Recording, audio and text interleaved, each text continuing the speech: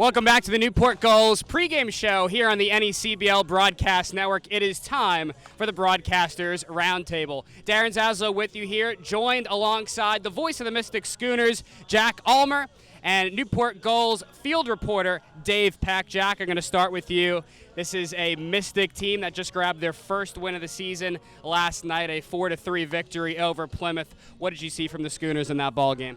Well, it was a great fight by them. They've never led in a game for more than half an inning, and to come out and they got down into an early 3-1 deficit, but they battled all the way back. A huge Brett Bond home run put them in a tie game, and then Nick Michelli with a sac fly in a bases-loaded situation allowed the Schooners to walk off. So they hope this builds confidence moving forward. Unfortunately, they lost Rich Chufo during this outing to a torn ACL. He was providing some great defense for them at the shortstop spot, but to get that first one on the board is huge for this team. You bring up Nick Michelli. What a start that he has had this year out of Wagner. He's batting .500.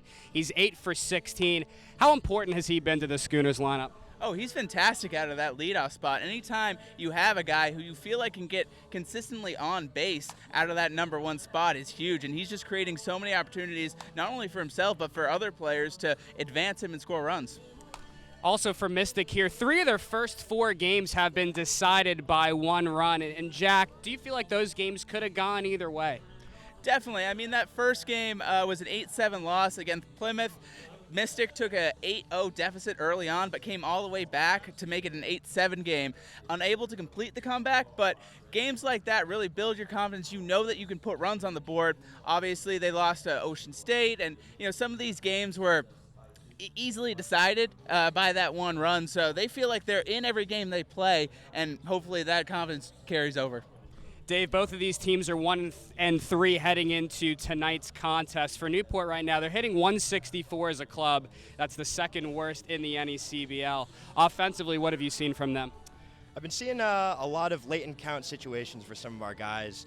What I'd like to see tonight is getting out in the game early and getting runs on the board early on. Gulls have had a hard time doing that, and they've been behind in the game.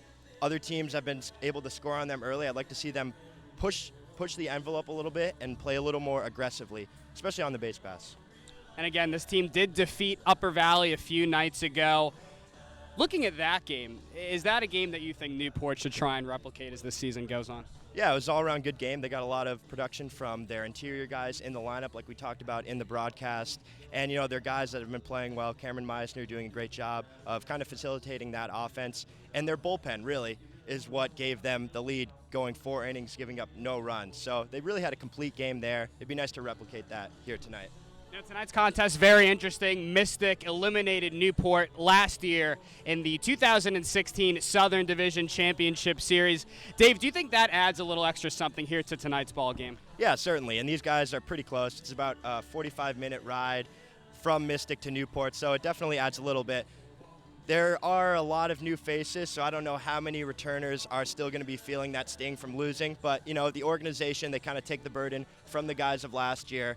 And look for them to be a little hungrier tonight at the plate especially. Newport looking to rebound after their 5-1 loss at Vermont this past Saturday.